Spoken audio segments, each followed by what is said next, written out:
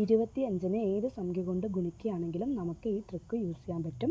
25 × 16. 16നെ 4 വെച്ച് ഡിവൈഡ് ചെയ്യാം. 4 വെച്ച് ഡിവൈഡ് ചെയ്യുമ്പോൾ നമുക്ക് 4 കിട്ടുക. അതായത് ഒരു സംഖ്യ നമ്മൾ 4 കൊണ്ട് ഡിവൈഡ് ചെയ്യുക എന്ന് പറയുന്നതിൻ്റെ അർത്ഥം എന്താണ്? ആ സംഖ്യയുടെ പകുതി എടുക്കുക, വീണ്ടും പകുതി എടുക്കുക. അപ്പോൾ 16ൻ്റെ പകുതി എന്ന് പറയുന്നത് 8 ആണ്. 8ൻ്റെ പകുതി എന്ന് പറയുന്നത് 4 ആണ്.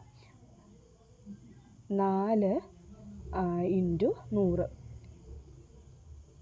നമ്മൾ അതിൻ്റെ ഒപ്പം 100 മൾട്ടിപ്ലൈ ചെയ്യുക. അതായത് ആ സംഖ്യയുടെ നമ്മൾ 4 കൊണ്ട് ഡിവൈഡ് ചെയ്തു, എന്നിട്ട് 100 വെച്ച് മൾട്ടിപ്ലൈ ചെയ്തു. അത് 2 0 ആഡ് ചെയ്ത് കൊടുക്കുക. അതാണ് ഈ 100 കൊണ്ട് മൾട്ടിപ്ലൈ ചെയ്യുക എന്ന് പറയുന്നത്. അപ്പം 400 ആണ് ആൻസർ. 25 × 64. 64നെ നമ്മൾ 4 വെച്ച് ഡിവൈഡ് ചെയ്യാം. അതായത് പകുതിയാക്കുക, വീണ്ടും പകുതിയാക്കുക. 64ൻ്റെ പകുതി 32, 32ൻ്റെ പകുതി 16, 2 0 ആഡ് ചെയ്യാം. 1600. 25 × 12. 12ൻ്റെ പകുതി 6 ആണെന്നറിയാം. 6ൻ്റെ പകുതി 3 ആണ്. × 100 300. 25 × 30.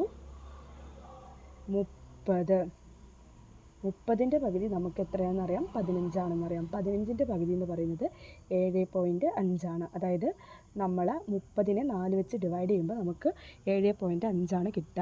എന്നിട്ട് നമ്മൾ 100 വെച്ച് മൾട്ടിപ്ലൈ ചെയ്യുമ്പോൾ എന്താണ് വരിക? 750.